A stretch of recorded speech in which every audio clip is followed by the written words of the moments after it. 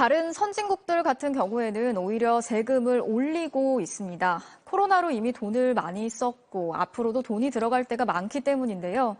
영국 같은 경우에는 우크라이나 전쟁으로 막대한 돈을 쓸어 담고 있는 에너지 기업들에게 횡재세라는 새로운 세금도 매기기로 했습니다. 우리만 반대로 가겠다는 건데 이어서 고은상 기자가 취재했습니다. 영국 보수당 정부가 새로 도입하겠다고 발표한 세금의 이름은 횡재세입니다. 기업 경영 잘해서가 아니라 러시아, 우크라이나 전쟁으로 기름값이 폭등해서 번 돈, 이건 횡재라는 겁니다. 법인세에 더 얹어 25%의 초과이윤세를 걷기로 했습니다. 이렇게 거둔 세금은 에너지 가격 급등으로 힘들어진 서민들에게 쓰겠다고 했습니다. The oil and gas sector is making extraordinary profits, not as the result of recent changes to risk-taking or innovation or efficiency. I am sympathetic to the argument to tax those profits fairly. 영국뿐만 아니라 이탈리아와 헝가리도 코로나 때 돈을 많이 번 기업들에게 추가로 세금을 매기기로 했습니다. 미국도 비슷합니다. 1년 소득 125억 원이 넘으면 5%, 300억 원이 넘으면 여기에 추가로 3%의 누진세율을 적용하는 부유세 도입을 추진하고 있습니다. 또 다국적 기업들의 법인세 회피를 막기 위해 G20의 최저세율 도입을 주도하기도 했습니다. Who are the winners from this? The winners are the corporations and the losers are workers in the United States and the rest of the world who end up bearing an unfair share of total taxation. 국가의 역할을 강조하며 세계 각국이 세금을 올리고 있는 지금, 한국은 반대 방향으로 가려하고 있습니다. 국가 지출은 정해져 있는 상황에서 법인세를 내린다는 것은 다른 사람한테 그것만큼의 부담을 더 지운다는 것은 이건 명확한 겁니다. 부가세도 안 올리고 소득세도 안 올리고 종부세도 내리고 법인세도 내린다면은 우리 후손에게 그 부담을 지우는 거예요. 한국의 GDP 대비 복지 지출 비율은 12.2%로 OECD 38개 나라 중 35위입니다.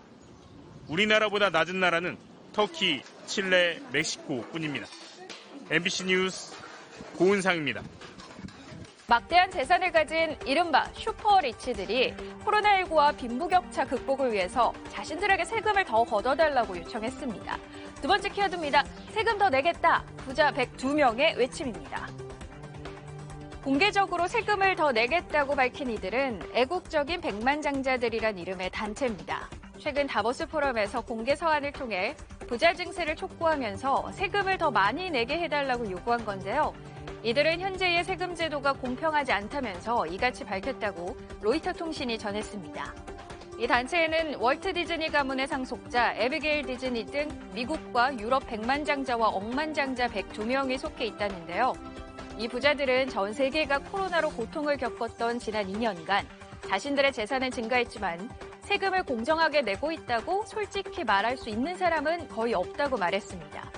실제 국제구호기구인 옥스팜은 코로나19 대유행이 시작된 지난 2020년 3월부터 작년 11월 말까지 전 세계 10대 부자의 자산은 배 이상 증가했다고 분석했는데요. 해당 단체가 비영리 단체들과 진행한 연구에 따르면 재산 500만 달러 이상을 보유한 부자들을 대상으로 부유세를 부과하면 전 세계 빈곤층 23억 명을 구제할 수 있다고 합니다. 정부가 세금을 깎아주는 방안들을 줄줄이 예고하고 있습니다. 법인세, 상속세, 증여세, 재산세, 그리고 주식 양도세까지 주로 부자들이 내는 세금이죠. 돈 들어갈 곳은 많은데 이렇게 부자들의 세금을 깎아주면 어떤 일이 벌어질까요? 먼저 이덕영 기자의 보도부터 보시겠습니다. 추경호 경제부총리가 경제단체장들과 만난 자리. 부총리는 기업들에게 세금을 깎아주겠다고 약속했습니다. 과감한 규제 혁파와 법인세 및 가업 상속, 기업 승계 관련 세제 개편 등을 통해 기업 주도의 투자와 일자리 창출을 적극적으로 뒷받침해 나갈 계획입니다. 추경호 부총리는 국회의원이던 2019년과 2020년 두 번이나 25%인 법인세 최고세율을 20%로 깎는 법안을 낸 적이 있습니다. 법인세뿐만이 아닙니다.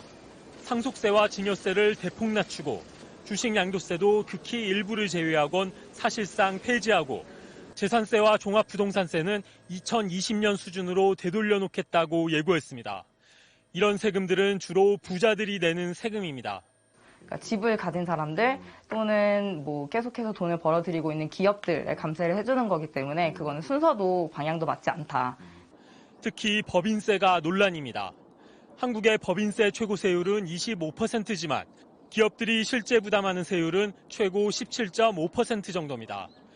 연구개발에 투자하면 세금을 많이 깎아주기 때문입니다.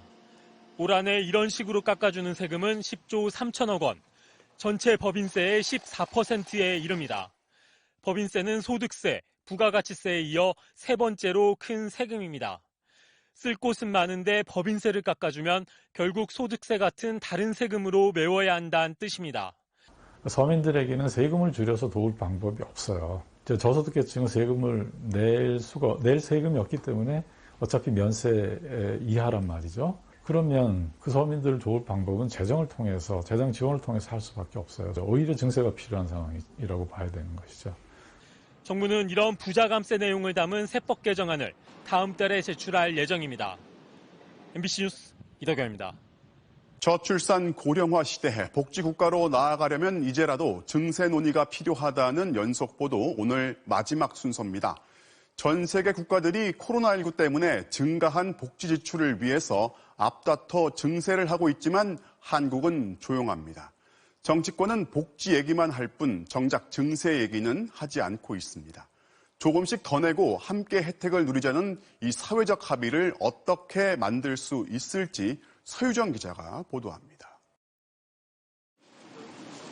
사상 유례 없는 코로나 팬데믹. 사람들이 국가에 요구하는 기대치는 높아졌습니다. 하지만 복지는 공짜가 아닙니다. 모두가 세금을 내고 모두가 그 혜택을 누리는 일종의 공동구매입니다. 이건 일종의 어떤 공공재 같은 것들이거든요. 각자 개개인이 알아서 대응하세요 이렇게 할 수 없잖아요. 정부가 해야 되는 거예요. 세계 각국이 복지를 위해 앞다퉈 세금을 올리고 있습니다. 방법은 다양합니다. 고소득층의 소득세 최고 세율을 올리고 기업들의 법인세율 인상카드를 꺼내고 화석연료 소비세나 탄소세 같이 환경세금을 강화하기도 합니다. 하지만 유독 한국은 조용합니다. 이상민 의원과 장혜영 의원은 각각 코로나 위기에서도 돈을 더 잘 번 기업과 개인들에게 세금을 더 걷는 특별 연대세 법안을 내놨습니다. 하지만 둘 다 2년에서 3년만 더 걷는 한시적 증세인데다 그나마 논의는 실종됐습니다. 오히려 멀쩡한 세금을 내리기도 합니다. 정부는 내년도 예산에서 대기업들의 세액공제를 늘려줬고 국회는 종합부동산세를 사실상 깎아주는 법안을 통과시켰습니다. 전문가들의 견해는 대체로 같습니다. 모두가 함께 복지 혜택을 누리는 보편복지를 위해 부유층을 겨냥한 핀셋 증세에 더해 모두가 조금씩 더 내는 보편 증세도 필요하다는 겁니다. 부자는 물론 중산층과 저소득층도 함께 조금씩 더 부담하면 사회 연대라는 복지의 의미는 더 분명해집니다. 정치인들이 너무 국민들을 저는 과소평가한다고 생각을 해요. 세금 올리자면 다 거 친다는 생각들을 하는 거예요. 그런데 여론조사하면은 복지 지출이라든지 세금 낼 의향이 있다는 이야기들 많이 하거든요. 방법은 많습니다. 대표적 불로소득인 금융소득과세를 계속 강화할 수 있고 저소득층보다 고소득층이 훨씬 많은 혜택을 누리는 복잡한 공제제도를 줄일 수도 있습니다. 40년 넘게 그대로라 OECD에서 가장 낮은 수준인 부가가치세율을 올리는 방법도 있습니다.